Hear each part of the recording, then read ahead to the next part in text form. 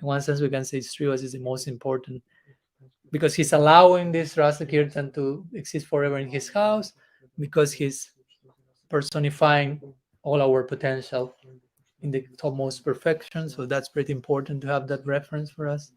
Someone is hearing from there? No, some interruption. Oh. So when it's on the floor, it interrupts. I see. You want to put it here, or it's not? Doesn't make a difference. I wouldn't be able to see. I see. Okay. So, as my Guru Maharaj likes to say, a few words before we finished, for us as sadhakas, our perspective is to enter this Nitya Lila, Nitya Navadvip, in this kirtan of Srivas Thakur. That's kind of sometimes described as the entry point for us into the eternity of Gaura-Lila. All the sannyasa, Mahaprabhu started his kirtan in Srivas Angam in Navadvip. Then, as we know, the kirtan went out of Srivas Angam and started to go outside of Navadvip.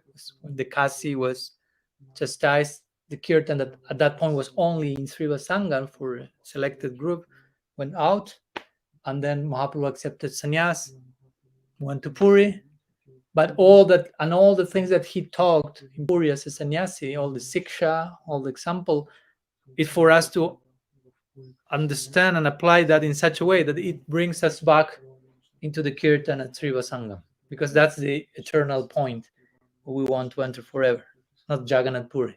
So Mahaprabhu goes out of Navadvip to Puri to bring us back to Navadvip, basically. In the same way that Krishna goes out of Vrindavan to Mathura and Dwarka. But just if you understand properly the Leelas of Mathura and Dwarka, you understand actually they are pointing back to Vrindavan. Indirectly, they are, by contrast, by comparison, they are showing the glory of Vrindavan. So whatever Krishna is doing outside of Braj is just pointing back to Braj. So whatever Mahaprabhu is doing outside of Navadvip, which is Braj, it only serves to highlight the return, if you will, to Navadvip, and the eternal point of entrance for us there. So that's where we want to enter. When Mahaprabhu, Nimai, Gauranga, Chandra, he's dancing in the courtyard of Srivas in full intimacy with his associates. Because Mahaprabhu is experiencing something very unique in Gambhira, in Jagannath Puri as a sannyasi in his last days or years, but not everyone is allowed to enter there, as you know. At that point, he's only with Swarup Damodar and Rai Ramananda mostly.